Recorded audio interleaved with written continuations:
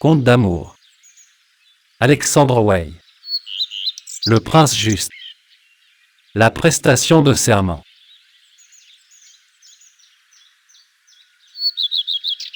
Quelques jours après l'avènement du prince, la salle des chevaliers du palais resplendissait de lumière.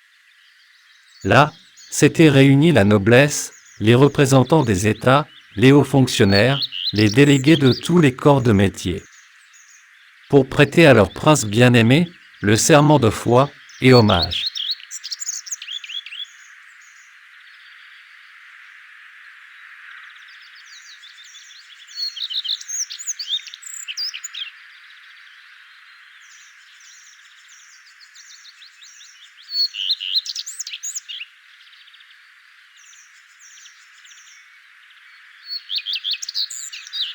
La cérémonie finie, le prince, du haut du trône, prononça l'allocution suivante. Nobles chevaliers, et vous, représentants fidèles de mon peuple, je ne vous ai pas seulement réunis ici pour recevoir votre serment, mais encore pour vous prêter le mien, que je fais solennellement, à la face de Dieu, à la face du peuple.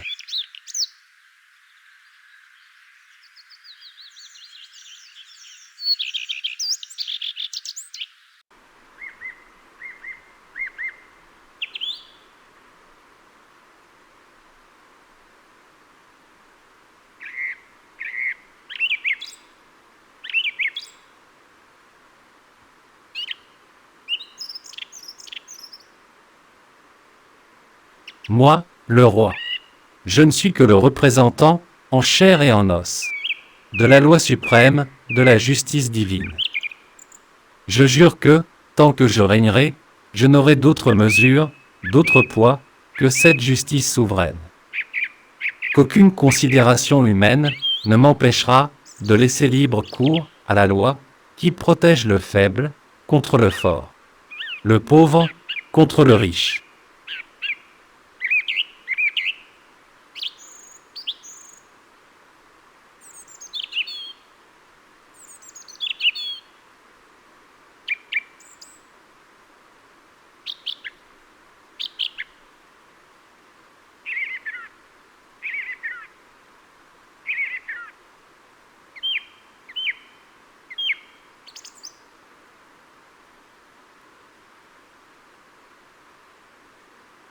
La loi n'admet d'autre inégalité que celle de la vertu en face du vice, et du bien à côté du mal. Il n'est point donné à un mortel de faire et de récompenser toujours le bien. Mais, du moins, il peut, au nom de la loi, empêcher que l'on honore et que l'on glorifie le mal sous n'importe quel masque qu'il se présente. Cela suffit pour faire place aux hommes de bien.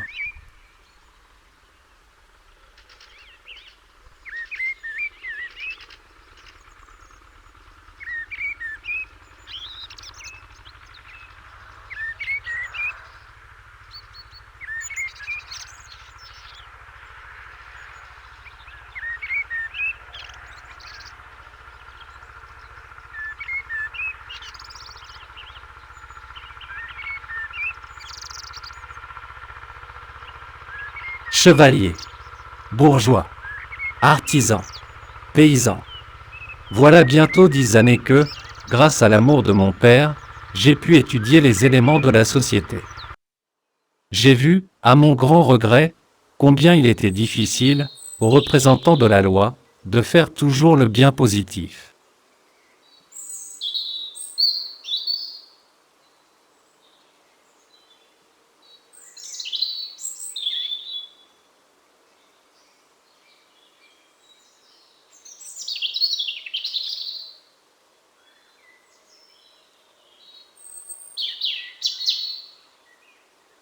Tout ce qu'ils peuvent faire, c'est de poursuivre le mal et de ne jamais le tolérer, ni en haut, ni en bas, de la société.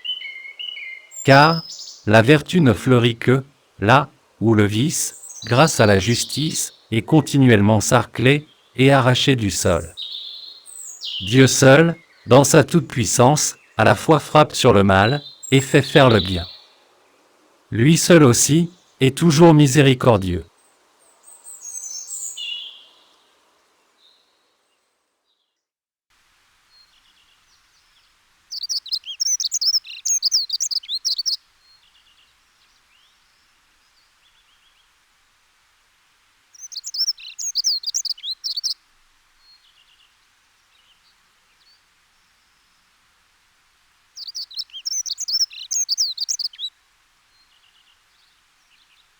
Un roi, si puissant qu'il soit, ne peut pardonner qu'à ses propres ennemis, mais jamais aux ennemis de la loi.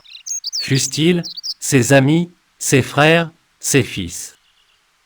Je me suis donc appliqué à être juste, autant qu'il est possible à un esprit humain, et par conséquent, faillible.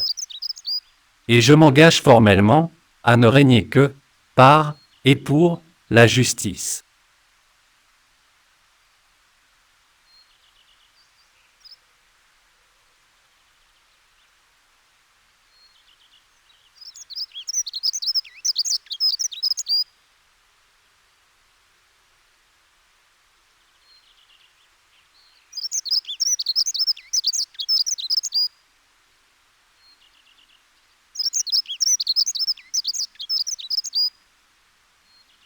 Que celui d'entre vous, qui aura à me reprocher d'avoir violé cette loi, vienne me le dire en face. Et sur mon honneur, justice lui sera faite. Le peuple vient de témoigner sa joie, par des acclamations réitérées. Je l'en remercie. Mais l'esprit du peuple est ondoyant et changeant.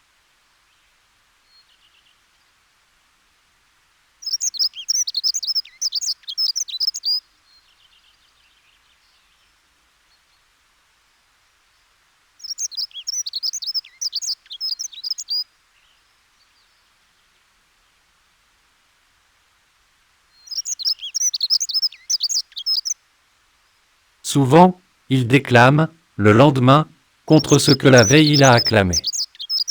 Parfois, il condamne sans jugement. Je ne lui demande pour l'avenir, ni enthousiasme, ni bruyante manifestation. Mais justice, rien que justice.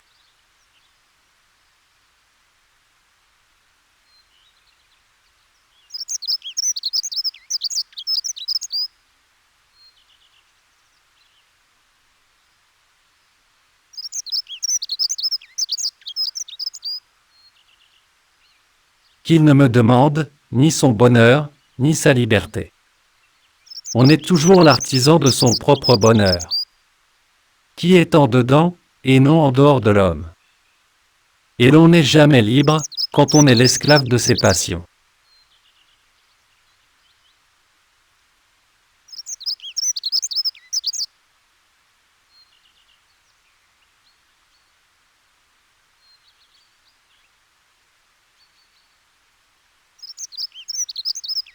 Il n'est donné à aucun pouvoir humain de faire disparaître la misère. Et jamais, il n'empêchera les maladies et les grandes calamités, cette justice de Dieu.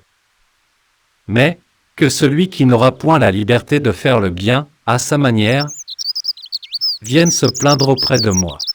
Et je le répète, justice sera faite.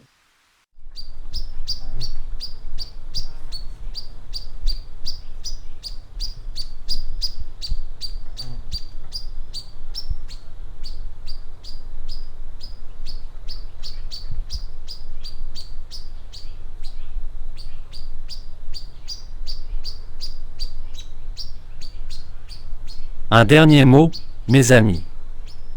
Les gouvernements ne sont pas institués pour s'occuper du bien-être matériel de chacun. Aucun pouvoir n'y pourrait suffire un seul jour. Les peuples n'ont établi des gouvernements, sous n'importe quelle forme, que dans le but de rendre justice à qui de droit.